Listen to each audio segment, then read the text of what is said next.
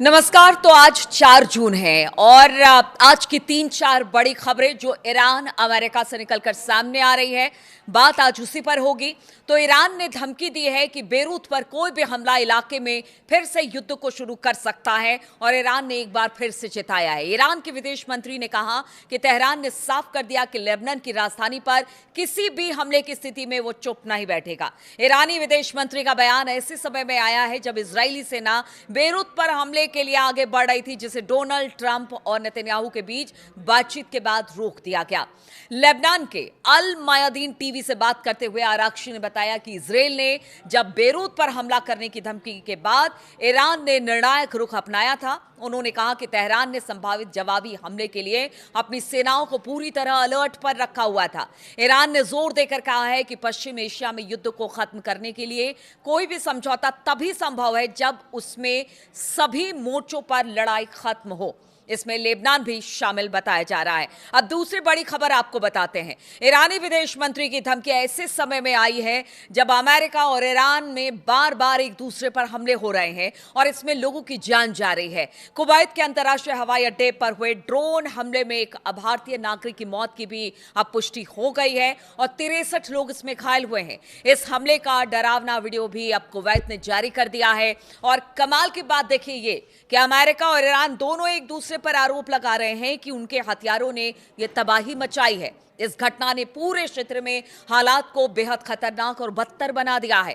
लगातार अब गहरा तनाव इसे लेकर बनता चला जा रहा है। अमेरिका की सेंट्रल कमांड यानी सेंटकॉम के मुताबिक ईरान के दावों को पूरी तरह से खारिज किया है और कहा है कि कुवैत हवाई अड्डे पर हुई तबाही के लिए ईरान जिम्मेदार है। सेंटकॉम ने कहा कि ईरान का यह दावा कि धमाका अमेरिकी मिसाइल इंटरसेप्टर की वजह से हुआ पूरी तरह से गलत है। सेंटकॉम ने बयान जारी कर कहा कि ईरान का दावा झूठा है। उसने कुवैत एयरपोर्ट पर हमला नहीं किया और नुकसान अमेरिकी मिसाइल इंटरसेप्टर से हुआ है। यानी कि अब दोनों एक दूसरे पर आरोप लगा रहे हैं कि कुवैत में जो हमला हुआ जिसमें कई नागरिक घायल हुए हैं उसमें दोनों में से किसी का हाथ नहीं है। ईरान के इस्लामिक रिवोल्यूशनरी गार्ड कॉर्प्स यानी आईआरजीसी ने भी आरोपों को खारिज कर दिया है। आईआरजीसी की माने तो उन्होंने कहा कि उसने हवाई अड्डे के नागरिक टर्मिनल को निशाना नहीं बनाया। ईरान के तस्नीम न्यूज एजेंसी के अनुसार आईआरजीसी ने कहा कि उनकी जांच में यह पाया गया कि उन्होंने हवाई अड्डे पर हमला नहीं किया बल्कि अमेरिकी पैट्रियट एयर डिफेंस मिसाइलें लक्ष्य को रोकने में असफल होकर टर्मिनल से टकराई और फिर इससे जो नुकसान हुआ वो सबने देखा, क्योंकि जो वीडियो सामने आया है, कुवैत ने जो वीडियो जारी किया है उसमें एक बड़ा धमाका होता हुआ दिखाई दे रहा है और ईरान का कहना है कि ये अमेरिका की वजह से हुआ है। अब आपको बता दें कि इस हमले से हवाई अड्डों को भारी नुकसान हुआ है, उसे कुछ समय के लिए बंद करना पड़ा है। कुवैती अधिकारियों ने पुष्टि की है कि इस हमले में एक भारतीय नागरिक की मौत हुई है और 63 लोग घायल हुए हैं। यह हमला स्थानीय परिवहन व्यवस्था के लिए भी एक बड़ा झटका है। यानी जो आने जाने की दिक्कत जो होगी वो अलग, क्योंकि इसे थोड़े दिन के लिए बंद किया गया रिपेयर के लिए। यह हवाई अड्डा पहले भी कई बार युद्ध के दौरान निशाना बनाया जा चुका है और हाल ही में 1 जून को ही यह पूरी तरह से सामान्य संचालन यहां पर शुरू हुआ था और देखिए 3 जून आते आते एक बार फिर से यहां पर हमला हुआ है। कुवैत के रक्षा मंत्रालय ने कहा कि हमले में 30 बैलिस्टिक मिसाइलें ड्रोन का इस्तेमाल किया गया। उसने इसे ईरान की भयानक आक्रामकता बताया है जिसमें हवाई अड्डे से इमारत को भारी नुकसान हुआ। ईरान ने कहा कि वो अमेरिका के ठिकानों पर अपने हमले इसलिए कर रहा है क्योंकि कुवैत और बहरीन ने अमेरिकी सेना को अपने इलाके का इस्तेमाल करने दिया।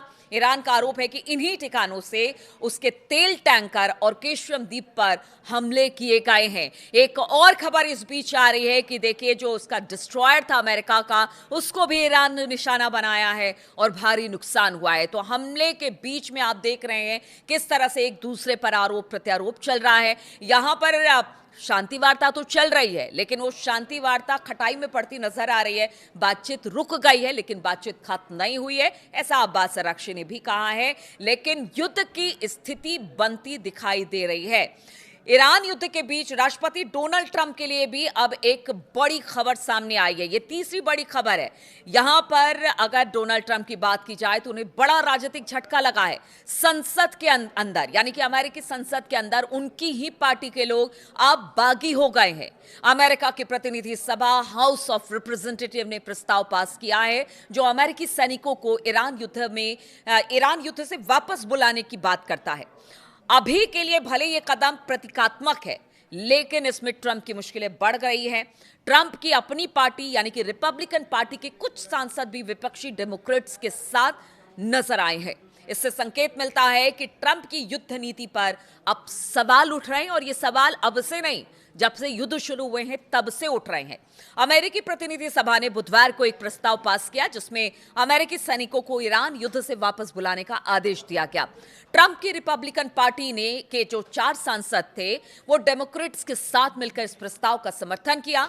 यह प्रस्ताव 215 और 208 में पास हुआ और अब ये सीनेट में जाएगा, लेकिन अंत में इसे राष्ट्रपति के वीटो का सामना करना पड़ेगा, यानी कि ट्रंप के एक वोट से ये प्रस्ताव गिर जाएगा। लेकिन आप समझिए, अगर ये प्रस्ताव आया है तो मन में जरूर जो कांग्रेस है वहां की, उसके मन में यह जरूर है कि जो कर रहे हैं डोनाल्ड ट्रंप वो ठीक नहीं कर रहे हैं।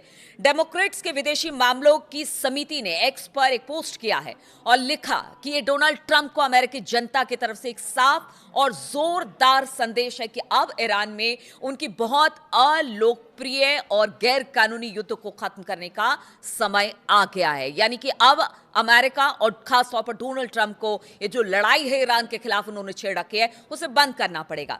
देखिए, जैसे जैसे नवंबर के जो मिड टर्म चुनाव है वो नजदीक आ रहे हैं, ट्रंप की राजनीतिक परेशानी बढ़ती नजर आ रही है। इसलिए ट्रंप है कि वो किसी फैसले पर पहुंच ही नहीं पा रहे हैं। बातचीत की बात करते हैं लेकिन दूसरी तरफ से हमला भी करते हैं, लेकिन ये उनके लिए परेशानी का सबब है।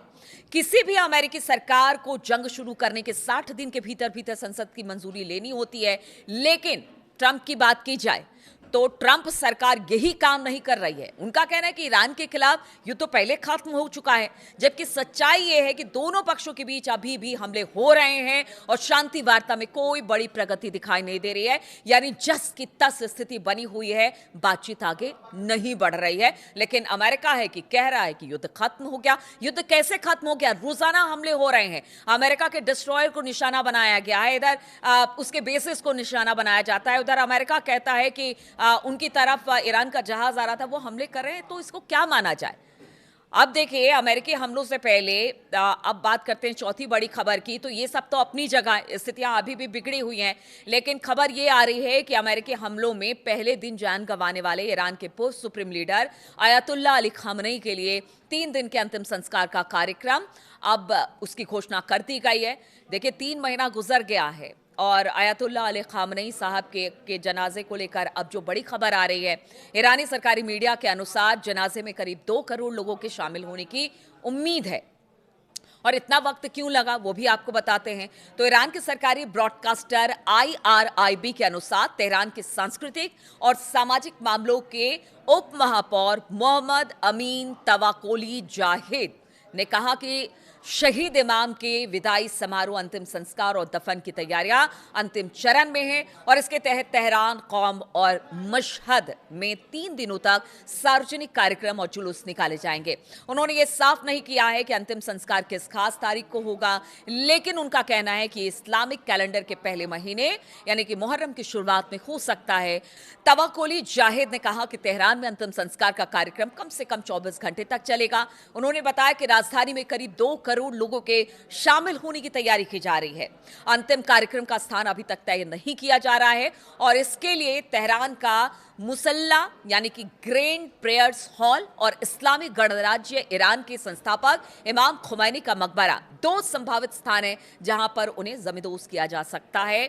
लेकिन जो बड़ी खबरें यही हैं कि हमले लगातार हो रहे हैं, स्थिति अब भी बद से बदतर है। अब देखना होगा कि जब अली खामनेई साहब को उनको सुपुर्दे खाक किया जाता है, तो उस वक्त किस तरह का इमोशन देखने को ईरान में मिलता है, क्योंकि ईरान की जनता लगातार सरकार के साथ है, या फिर कह लीजिए कि IRGC के साथ है, और वो सड़कों पर मतलब समय समय पर उतरती रही है और सपोर्ट करती रही है कि ये लड़ाई आगे भी जारी रहेगी जब तक अमेरिका पीछे नहीं हटता है। तो अब इंतजार उस वक्त का, उस लम्हे का भी होगा जब अली खामनेई साहब को सुपुर्दे खाक किया जाएगा, और साथ ही साथ जिस तरह के हमले हो रहे हैं, कहीं ये छोटे छोटे हमले किसी बड़े युद्ध में फिर से तब्दील ना हो जाए, और इधर ट्रंप की मुश्किलें हैं कि कम होने का नाम नहीं ले रही है। इन तमाम खबरों पर मेरी नजर बनी रहेगी। बहुत बहुत शुक्रिया आप सभी का मेरे साथ इस वीडियो में शामिल होने के लिए।